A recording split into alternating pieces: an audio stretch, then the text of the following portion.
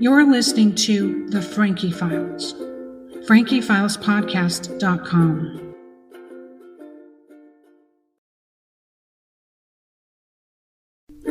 Cults, coercion, and sexuality in society. These are the topics for The Frankie Files.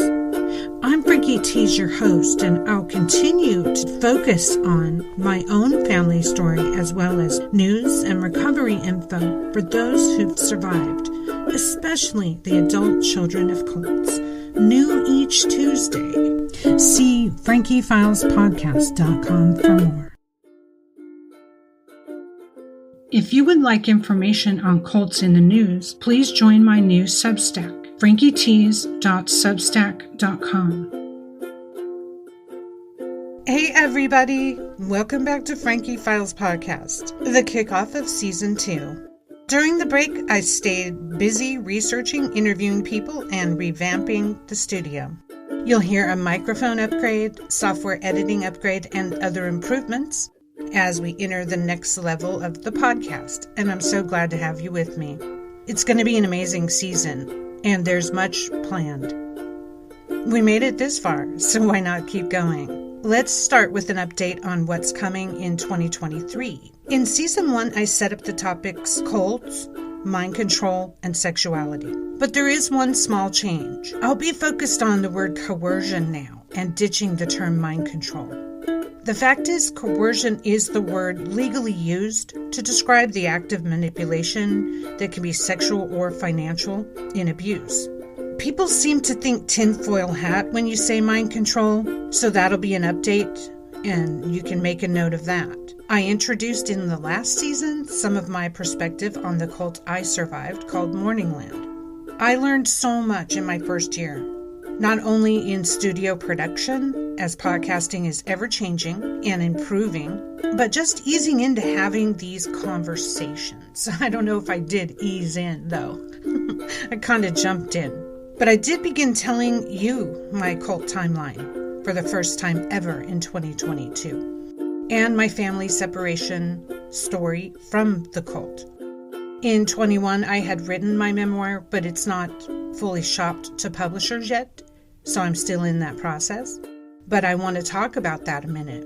When I read my own words about my experience, when it was solid and typed in front of me, first handwritten and then typed, when it was real, not vague memories or imaginations, there was no turning back.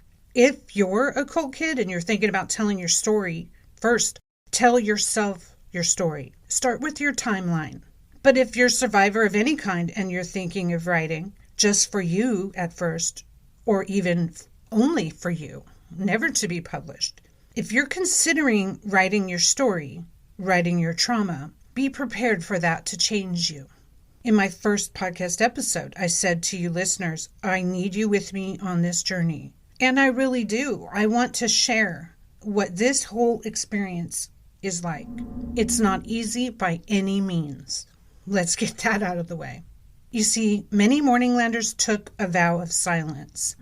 And in doing so, we betrayed and silenced ourselves while helping protect the monster leader who hurt people. Breaking that vow of silence now, finally, has meant learning words to describe my experience to laymen. While not wanting to use all the jargon of psychology, there are other perspectives besides Western medicine. Breaking silence also has meant reaching others and inspiring them to speak out within the Morningland X group and beyond. Many people have been affected by New Age religious cults. And in their 60s and 70s in the United States, it seems the leaders were competing for who could control the largest, most loyal body of people. Hell, the leader of our church would boldly proclaim that hers was the cult of cults, alongside of Heaven's Gate or Jonestown, pre-death. Yikes. We had the special medallions, wore all white most of the time, wore long straight hair with ornate tiaras over the forehead, the third eye chakra. Yeah, I wore the crazy cult uniform. And we had the spaceship above the 7th Street Long Beach Temple to beam thoughts into the leader, who channeled those to us. This leads to my next point of wisdom gained in 1 year of the podcast. I didn't come to grips with my story, face suicide, survive psychological menticide by a corrupt and emotionally depraved group of sexual predators, to get the nerve to speak up and realize I'm competing for attention with psychologists and researchers who never, not once, helped me before, during, or after my escape from the cult. I was never rescued or helped by all the well-meaning cult rescue groups out there. So when I have a bit of a chip on my shoulder, it's because I know how solid my street cred is. I'm a graduate of Cult U. Yep, I went to the cult university. I can stand up to any authority on cults with utter confidence because it is me and those like me they are studying and getting paid to counsel. I'm the subject of their life's work. We, cult kids, are the ones with the cautionary knowledge to prevent further generational destruction. And we have to take heart in hand to speak publicly. And it's a very tough choice. So to all my naysayers, I would like to say this. I'm a graduate of Cult U. I was taken at age 8 and left fully by age 22. I was dropped out of school, brought into the inner circle, used as a sexual plaything, and watched rich and poor people be enchanted, mystified, and destroyed by a very sophisticated psychological leader called Sri Donato, a.k.a. Patricia Diabli, a.k.a. Patricia Sperato, after she married the crazy cult leader Dan Sperato, a.k.a. Donato. I speak here from experience, the experience of growing up in a totalist society, the actual being behind walls of words that seemed at the time insurmountable, absolute. But when doubts are allowed in, the wall crumbles into nothingness and you just get to leave. But this experience is like having been to war or having survived death, which in fact I have at least twice in my life that I know of. I'm a graduate of Colt University. I have all the papers and receipts to show my knowledge. I have the diploma. This is from where I speak, and this is from where other survivors speak. The well is deep. This is why I'm here, because you, society, you still don't get cult kids. Those who were born in or were brought preteen to a cult or high-demand group have very few public voices or allies. That's real clear. Actor Joaquin Phoenix, who played in the cult story film The Master, loosely based on Scientology, actually grew up in the Children of God forced polygamy sex cult. And he's not exactly out here giving interviews on the topic now, is he? But I now see why he was so great in the film, drawing from his own experience. Most adult children of cults would like to leave that in the past.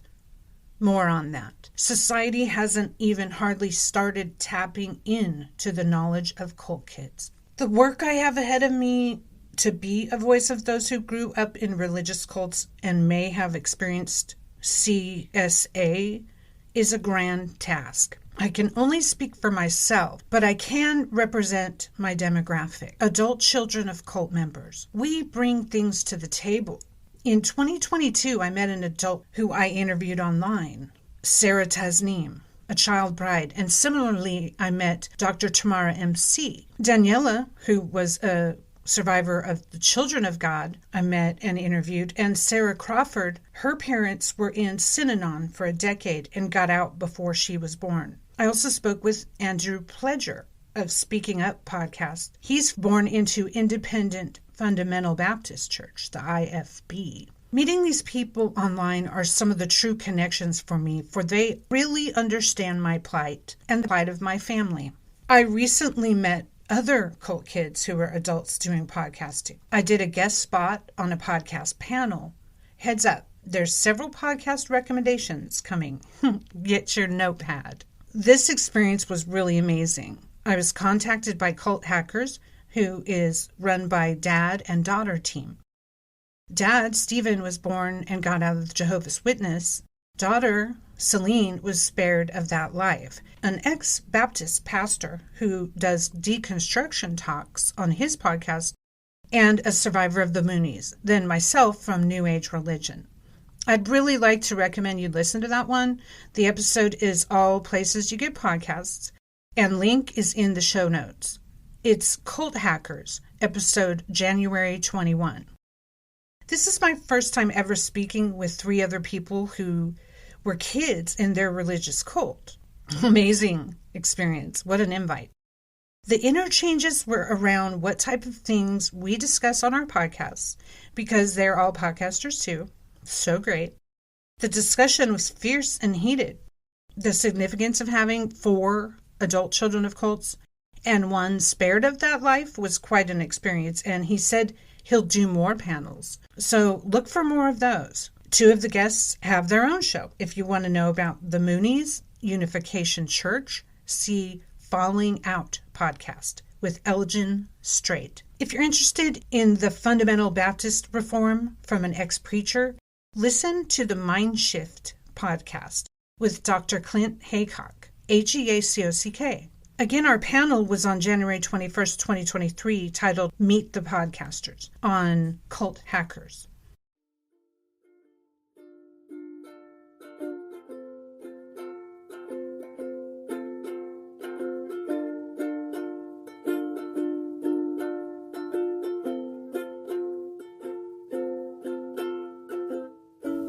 The Frankie Files. During the break, I had many other interviews that will be forthcoming. Stay tuned to frankiefilespodcast.com for that. See, the whole point for me is that I know my position and point of view are extremely unique. I've been hearing it all my life, and I'm not young. That's because I was raised in an extremist cult and deprogrammed myself, critically thinking before leaving with $1 in my pocket. I know what a joke society can be, how the framework can unravel if it's run by totalist thinking.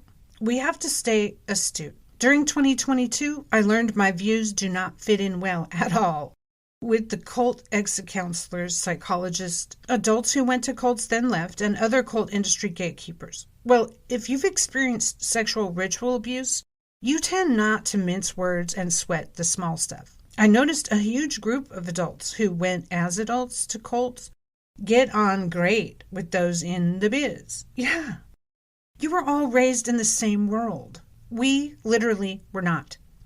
I'm here to say that. They mostly have similar agendas. Put word labels on what cults do. Dissect how the individual was affected. My biggest argument, join large groups who believe psychology is the answer to cults. Their friends, their agendas, and wait a minute, look down, way down there at the bottom of the heaving pile of tragedy, tourism, and profit turning. Way down there is a silent adult cult kid who's wondering if today is the day they should take their own life. Because you see, while the statute of limitations on sexual assault or sex slavery runs out, the associated pain never does. The message I have and I bring is the same this year, and I hope it only gets louder and more amplified. Society has not solved or even acknowledged the cult kid, the adult child of a cult parent, the kid raised as a cog in a wheel who grows up with social and historical holes in their conditioning. That is whose voices I wish to amplify. We don't fit into the counseling and conference landscape. We should. Joining another cult is what it looks like at this point to me. Another belief system that clearly has not worked to stop destructive cults effectively. But hey, I'm a realist, able to choke the truth down with a splash of water. It's been a bit of a disappointment. The podcasters, the journalists, the activists, the lawyers, the academics are missing one thing: the cult kid. You adult survivors who choose to go to the cult really forget sometimes. We, us kids, we didn't want to be there. We were conditioned into it. We were taken by our parents. I tried to leave 3 times, but like a battered wife, I went back. Because in leaving, I literally would run out of money immediately before finding any family or someone to help me.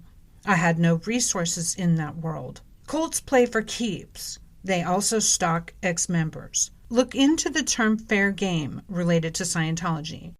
Maintaining a good image means maintaining the silence of dissenting voices.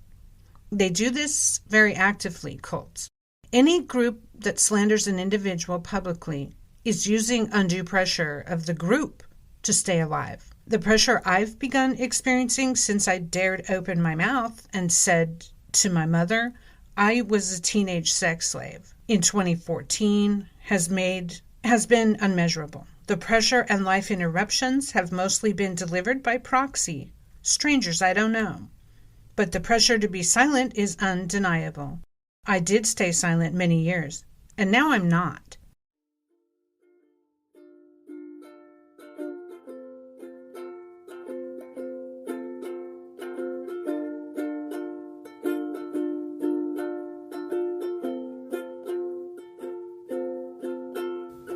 The Frankie Files.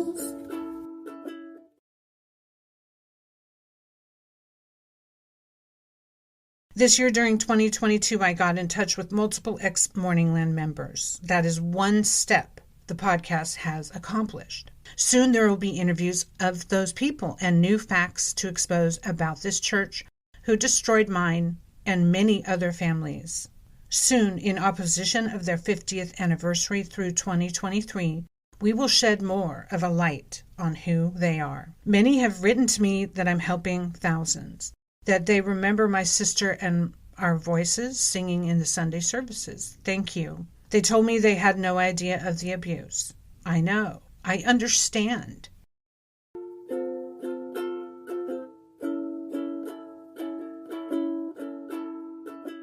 Coming up, many interviews I have in store for you this year. A Jehovah's Witness survivor, a new age sex cult story, and there'll be more researched essays about hypnotism, how music is used in the church and groups as indoctrination, and so much more. I recently wrapped up an interesting project on Reddit. During October of 2022, Reddit allowed certain applicants to do live audio talks from their profile.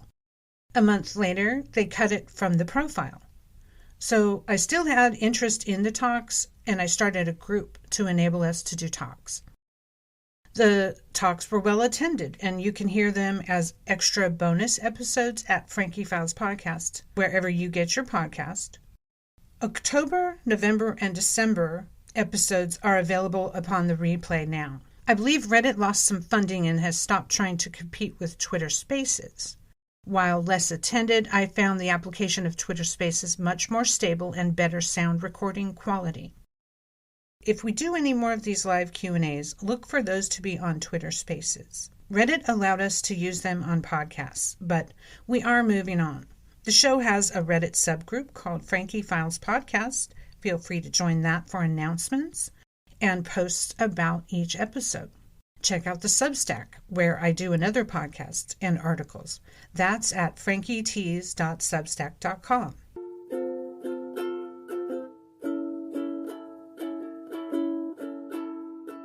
The oddest thing, I think, in 2022 that I wanted to mention is having people think I agree with them in a cookie-cutter set of beliefs as a cult survivor.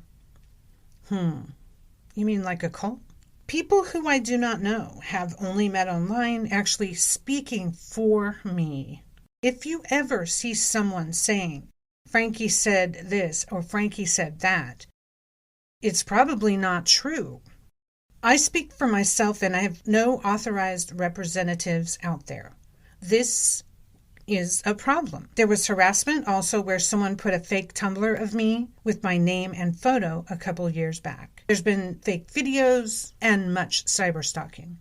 I've experienced a lot of that type of thing since I started speaking in 2014, but really hyperdrive since 2022.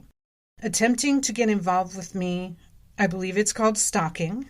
It reminds me of an interview I had set up with a lawyer, which I never got to publish. Long story. He told me everyone has an agenda related to cults and it's playing out in discussion forums. He said sometimes journalists, law enforcement, activists, survivors have different interests, conflicting. And it's what he called a three-ring circus online. then nobody wins. I couldn't agree more.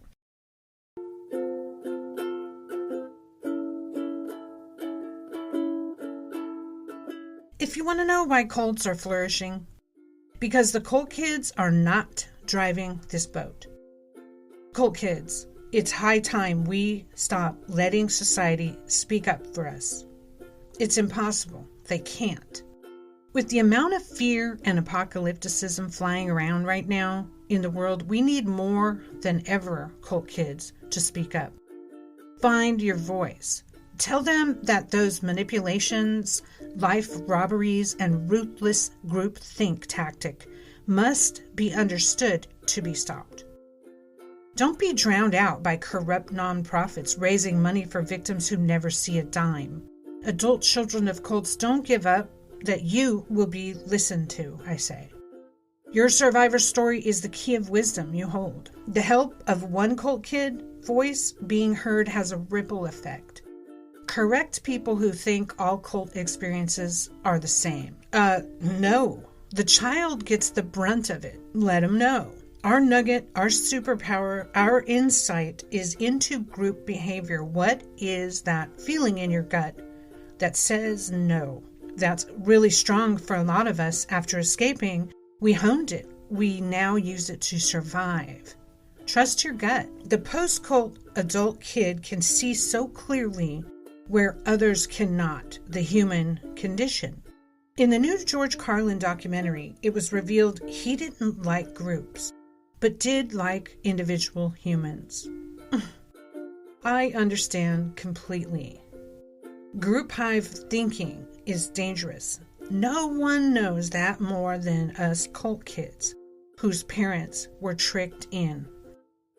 Empower yourselves, adult children of cults. Your survivor wisdom, as Robert J. Lifton calls it, is needed now. Cults, coercion, and sexuality in society. These are the topics for the Frankie Files. I'm Frankie T's your host, and I'll continue to focus on my own family story as well as news and recovery info for those who've survived, especially the adult children of cults. New each Tuesday. See frankiefilespodcast.com for more. If you're feeling down and no one's there to actually talk to, there is someone to talk to. Call the suicide prevention hotline anytime. This will pass. Please know that many of us have survived these thoughts. Call the National Suicide Prevention Lifeline at 800-273-8255 anytime, day or night. There's a friendly person there that can remind you to value the life you have, and that this too shall pass. Again, the National Suicide Prevention Lifeline is 800-273-8255, 800-273-8255, or search online, National Suicide Prevention Lifeline.